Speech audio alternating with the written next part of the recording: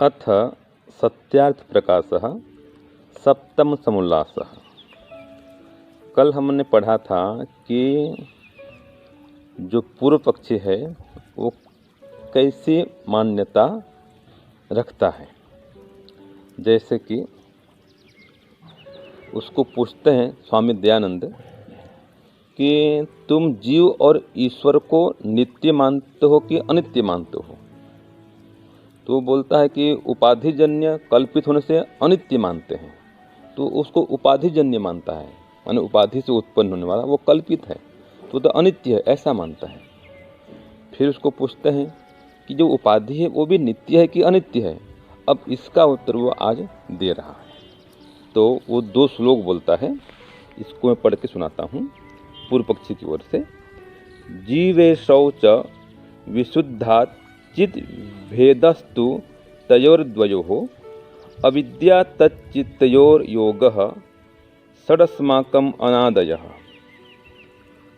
कार्योपाधिरयं जीवः कारणोपाधि ईश्वरः कार्यकारणतां हित्वा पूर्णबोधो अवशिष्यते। ये 2 सूत्र पूर्व पक्षी पढ़ता है। 2 श्लोक मतलब। अब इसका अर्थ क्या है हम ये देखते हैं। तो पूर्व पक्षी की ओर से ये कहा गया है, ये संक्षेप शारीरक और शारीरक भाष्य में कारिका है। पूर्व पक्षी मतलब जो सिद्धांत के विरुद्ध बोलता है, और स्वामी दयानंद जी उसका उत्तर देते हैं। तो स्वामी दयानंद सिद्धांती हैं, और जो प्रश्न पूछता है या उल्टा पुल्टा बोलता है वो पूर्व पक्षी कहलाता है। तो पूर्व पक्षी की ओर से ये बात आ रही है कि हम वेदांती 6 पदार्थों अर्थात एक जीव, दूसरा ईश्वर, तीसरा ब्रह्म, चौथा जीव और ईश्वर का विशेष भेद, और 5वां अविद्या अज्ञान, और 6ठा अविद्या और चेतन का योग, इनको हम अनादि मानते हैं। ये पूर्व पक्षी कहता है। परंतु एक ब्रह्म अनादि अनंत और अन्य 5 अनादि शांत हैं। जैसा कि प्राग भाव होता है, जब तक अज्ञान रहता है तब तक ये 5 रहते हैं, और इन 5 की आदि विदित नहीं होती, इसलिए अनादि और ज्ञान होने के पश्चात नष्ट हो जाते हैं, इसलिए शांत अर्थात नाश वाले कहते हैं। ये पूर्व पक्षी ने बता दिया। तो इसमें क्या कहता है वो इन 2 श्लोकों के माध्यम से, जो कि शारीरक भाष्य का वो प्रमाण देता है, कारिका बोलता है, और कहता है कि हम 6 पदार्थों को कैसे मानते हैं, अनादि मानते हैं। 6 पदार्थ क्या क्या बोलता है। एक तो जीव, हम सब जो जीवात्मा हैं उसको अनादि मानता है। दूसरा ईश्वर को भी अनादि मानता है, और तीसरा जो है जीव और ईश्वर के बीच में जो विशेष भेद है इसको भी अनादि मानता है। हाँ, और एक ब्रह्म को भी अनादि मानता है, माने ईश्वर अलग मानता है, ब्रह्म अलग मानता है। तो 4 हो गए। एक तो जीव, फिर ईश्वर, और फिर ब्रह्म भी, और जीव और ईश्वर में भेद, ये 4 हो गया। 5वां देखिए कैसे कैसे इसकी मान्यता है कि अविद्या अज्ञान, इसको भी अनादि मानता है वो। और 6वां अविद्या और चेतन का जो योग है इसको भी वो अनादि मानता है। तो अविद्या और चेतन माने हम जो जीवात्मा लोग हैं चेतन, इसमें भी योग मानता है, इसको भी वो अनादि मानता है। और फिर इसमें क्या मानता है कि ब्रह्म जो है वो तो वास्तव में एक ब्रह्म ही पूर्णतया अनादि है और अनंत है, जिसका अंत नहीं होता है और आरंभ भी नहीं होता है, वो अनादि अनंत कहलाता है। बाकी जो 5 हैं वे तो अनादि शांत हैं। शांत माने जिनका अंत होता है, जो अंत सहित हैं वो शांत, भले अनादि हैं लेकिन वो अंत वाले हैं, ऐसा मानता है वो। जैसे कि प्राक अभाव होता है। प्राक अभाव माने जो पहले अभाव था, प्राक माने पहले, अर्थात घड़ा है, जब घड़ा नहीं बना था तो घड़े का अभाव था, उसको बोलते हैं प्राक अभाव। तो इन 5 को वो ऐसा मानता है कि प्राक भाव के समान मानता है कि पहले ये नहीं थे। तो जब तक अज्ञान रहता है तब तक ये 5 रहते हैं, और इन 5 की आदि विदित नहीं होती, अर्थात इनका जो शुभारंभ है वो दिखता नहीं है, ऐसा उसकी इस प्रकार से वो मानता है, उसकी सी मान्यता है। तो इसलिए अनादि और ज्ञान होने के पश्चात वो नष्ट हो जाते हैं। तो मतलब ये, क्योंकि ये शांत है, शांत माने अंत वाला है, तो ये नष्ट भी हो जाते हैं, इसलिए नाशवान कहलाते हैं ये। तो ये जो 6 पदार्थ मानता है, इसके संबंध में उसकी इस प्रकार की मान्यता है। किसकी? पूर्व पक्षी का, उसकी इस मान्यता है। अब इसको स्वामी दयानंद उत्तर देते हैं कि यह तुम्हारे दोनों श्लोक अशुद्ध हैं, क्योंकि अविद्या के योग के बिना जीव और माया के योग के बिना ईश्वर तुम्हारे मत में सिद्ध नहीं हो सकता। तो जो उनका मत है उसमें तो अविद्या के योग से ही जीव की सिद्धि होती है और माया के योग से ईश्वर की सिद्धि होती है, उसके बिना इनकी सिद्धि होती नहीं है। इससे फिर स्वामी जी बोलते हैं कि तच्चित्तयोर योग, जो छठा पदार्थ आपने माना है वो नहीं रहा। स्वामी जी उसको बोलते हैं कि तुम जो मानते हो 6 पदार्थ वो रहता है नहीं वास्तव में, तो क्योंकि वह अविद्या, माया, जीव, ईश्वर में चरितार्थ हो गया, और ब्रह्म तथा माया अविद्या के योग के बिना ईश्वर नहीं बनता। फिर ईश्वर को अविद्या और ब्रह्म से पृथक गिनना व्यर्थ है। इसलिए 2 ही पदार्थ अर्थात ब्रह्म और अविद्या तुम्हारे मत में सिद्ध हो सकते हैं, 6 नहीं। तो स्वामी जी ने उसको उत्तर दिया इस प्रकार से, तर्क और प्रमाण से, क्योंकि वो तो ऐसा मानता है ना जी कि 6 पदार्थ हैं, और उसमें से जो ब्रह्म है वो तो अनादि है और अनंत है। बाकी जो है वो भले अनादि है लेकिन शांत है, माने वो अंत वाले हैं, ऐसा मानता है। तो स्वामी जी ने बता दिया नहीं, ये आपके 6 पदार्थ जो है वो ठीक नहीं है, वो सिद्ध ही नहीं होते हैं, क्योंकि माया के योग के बिना ईश्वर तुम्हारे मत सिद्ध नहीं होता है, और अविद्या के योग के बिना जीव सिद्ध नहीं होता है। माने अविद्या जब चिपके या अविद्या का योग हो तभी जीव बनता है, और जब माया चिपकता है तो ईश्वर बनता है। माने माया जो है ईश्वर में चिपके तो उसमें ईश्वरत्व आए। यह परमात्मा को मायापति कहते हैं इसलिए। तो वो तो ऐसा मानता है कि उसमें ये माया का चिपकना होता है, ब्रह्म में, ईश्वर में, और जीव में जो अविद्या है वो चिपकता है तो उसमें जीवत्व आता है। लेकिन ये दोनों बातें जो कहना है उनका स्वामी जी ने को खारिज कर दिया, इसको गलत बता दिया। क्यों? क्योंकि वो अविद्या, माया, जीव, ईश्वर में चरितार्थ हो गया।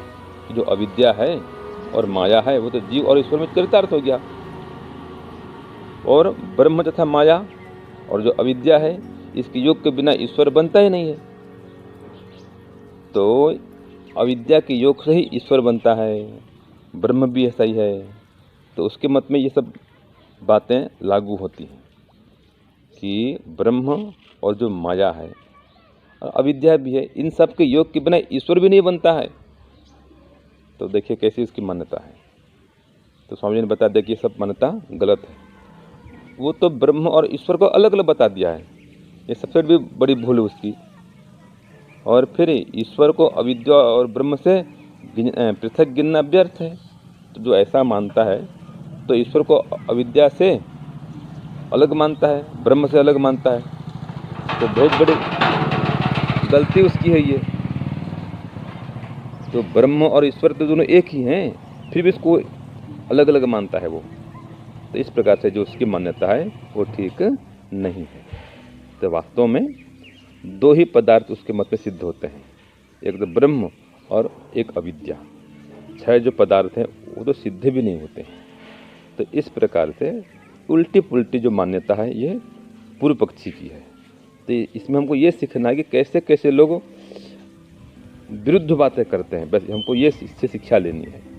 कोई सिद्धांत की बात इसमें नहीं है पूर्व पक्षी की ओर से, लेकिन कैसे कैसे लोग विरोध करते हैं, खंडन करते हैं और अपनी उल्टी मान्यता को सिद्ध कराते हैं, ये सीखने की बात है। आज भी ऐसा ही हो रहा है। तो ये विपक्षी लोग हैं वो सही न्याय बात को भी विरुद्ध बतलाते हैं, और न्याय से विरुद्ध बात को सही सिद्ध करने में लगे रहते हैं। तो जो बात गलत है उसको भी सिद्ध करने में ये लोग लगे रहे हैं। आज भी ऐसे हो रहा है ना कि जो न्याय है, धर्म है, सत्य है, उसको भी लोग गलत करार देते हैं और गलत बात को सिद्ध करने में तुले होते हैं। तो ये भी तो यही हो रहा है। तो पहले भी ऐसा था, आज भी ऐसे ही हो रहा है। तो हमको ये सीखना है कि कैसे कैसे लोग आज भी हैं जो पूर्व पक्षी बने हुए हैं, सत्य के, धर्म के, न्याय के विरुद्ध चलते हैं। आज की जो राजनीतिक पार्टियां वो भी तो ऐसी कर रही हैं, सत्य के अस्तित्व को मिटाने में लगी हुई हैं, प्रमाण को, सबूत को नष्ट करने में तुली होती हैं और सच्चाई को छुपाने में लगी होती हैं, और जो मिथ्या है उसको प्रकट कर देती हैं। ये आज की कुछ ऐसी पार्टियां भी ऐसी हैं।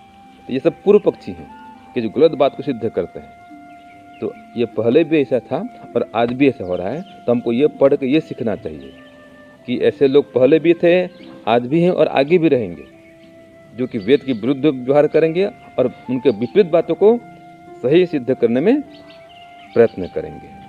तो इनसे हमें यही सीखना है। ओम शांति, ओम शम। प्यारे भाइयों बहनों, तो हमारा विषय चल रहा था सत्यार्थ प्रकाश की सप्तम समुल्लास में। कहा था कि स्वामी दयानंद सरस्वती ने प्रतिप्रश्न कर दिया था पूर्व पक्ष को कि तुम उपाधि को नित्य मानते हो व अनित्य, यहाँ बात चल रही थी। तो उसने दो कार्य का उठा लाया कहीं से पूर्व पक्ष, पूछ रहे हैं उसको उपाधि की बात और देखो उत्तर कैसा देता है वो। तो दो कार्य का भी स्वामी जी ने आपके समक्ष पढ़ दी थी, मैं इसको काव्य में कहूँगी। तो इसमें वेदांती ना 6 पदार्थों को अनादि मान रहा है। अब उससे नित्य अनित्य की बात पूछी जा रही है और दे रहा है वो अनादि का उत्तर।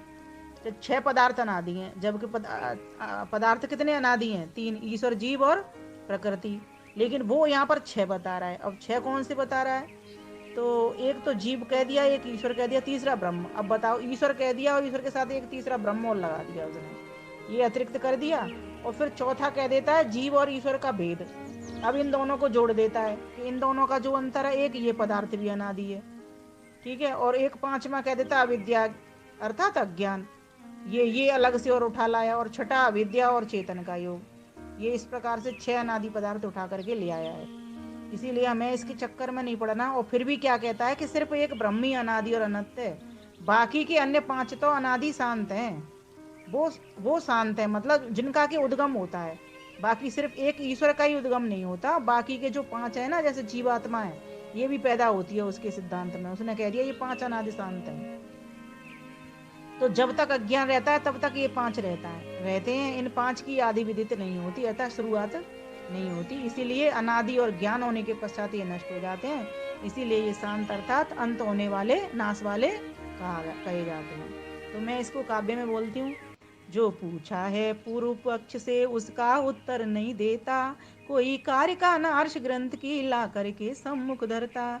6 पदार्थ को अनादि मानते हैं हम सब वेदांती लोग, जीव ईश ब्रह्म उभय भेद और अविद्या संग चेतन का योग। जीव ईश ब्रह्म उभय अर्थात जीव और ब्रह्म का भेद, कितने हो गए? ये 5। और अविद्या के संग चेतन का योग। जीव ईश ब्रह्म उभय भेद और अविद्या संग चेतन का योग। किंतु ब्रह्म अनादि अनंत, बाकी के 5 अनादि शांत। ये उसकी मान्यता है। वो कहता है सिर्फ एक अनादि अनंत ब्रह्म है, बाकी के तो 5 पदार्थ जो अनादि सुना रहा है वो सब शांत है, अर्थात उत्पन्न होने वाले हैं और अंत होने वाले हैं। जैसा प्राग विभाग होता है जब तक अज्ञान संग रहे ये 5। ये तो प्राग विभाग की तरह ये सभी 5 चीजें तब तक शांत रहती हैं, बाकी की तो मतलब तब तक रहती हैं, बाकी ये मिट जाती हैं, अर्थात इनका अंत होने वाला है, वो ये कह रहा है। प्राग विभाग का अर्थ अभी स्वामी जी ने आपके समक्ष रख ही दिया था कि मिट्टी में घड़े का अभाव। जैसे कहते हैं ना कि अभी मिट्टी है, मिट्टी को देखकर कहते हैं इसमें घड़ा नहीं है, तो ये इस तरह से इसको लेंगे। तो फिर कहा इन 5 का प्रारंभ प्रकट न होता, इसलिए अनादि कहे जाते। ज्ञान होने पर हो विनष्ट, इसीलिए शांत कहे जाते। तो इस प्रकार से उसकी ये मान्यता है। इस प्रकार से 6 पदार्थ अनादि बता रहा है वो। उनमें से एक सिर्फ ईश्वर को वो अनादि और अनंत मानता है, बाकी के 5 पदार्थ जो उसने बताए हैं उनको तो सबको वो शांत मानता है, अर्थात उत्पन्न होने वाला मानता है, अंत होने वाला मानता है। दोनों तब उत्तर सिद्धांति देता है, दोनों श्लोक शुद्ध नहीं भाई, प्रथम अविद्या योग विन जीव और माया के योग विनीस तुम्हारे मत में सिद्ध न की। तुम इतना उल्टा पुल्टा बोल रहे हो कि तुम्हारे खुद के ही मत में तुम अपने आप में ही फंस रहे हो। मतलब तुम्हारी बात एक दूसरे की अपने आप में ही कट रही है। तुम कह रहे हो कि अविद्या के योग के बिना जीव नहीं होता, माया के योग के बिना ईश नहीं होता, ये कौन सा वो तरीका है, ये तो आपने अपने आप ही काट लिया। इससे जो छठा पदार्थ तुमने गिना है वो तो रहा ही नहीं, क्योंकि वो अविद्या माया जीव ईश्वर में चरितार्थ हो गया, और ब्रह्म माया और अविद्या के योग के बिना ईश्वर नहीं बनता। ईश्वर को अविद्या और ब्रह्म से पृथक गिनना व्यर्थ है। इसलिए दो ही पदार्थ था, ब्रह्म और अविद्या तुम्हारे मत में सिद्ध हो सकते हैं, 6 नहीं। तुम्हारी बात तुमसे ही कट गई है। इसीलिए मेरा भी आप सभी से भाई बहनों से निवेदन है कि इस विषय की ओर ना पड़ें। ये हम सभी लोग इसी प्रकार के उल्टे सीधे कई बार नहीं समझ में आती तो इस प्रकार के प्रश्न कर उठते हैं, जैसे ये पूर्व पक्ष कर रहा है और अपनी मान्यता को जबरदस्ती थोपने की कोशिश कर रहा है, जो कि स्वयं के सिद्धांत से स्वयं ही कट रही है बात। तो अब आगे का जो थोड़ा सा बचा उत्तर है वो हम आपको अगली बार में कहेंगे। धन्यवाद, नमस्ते।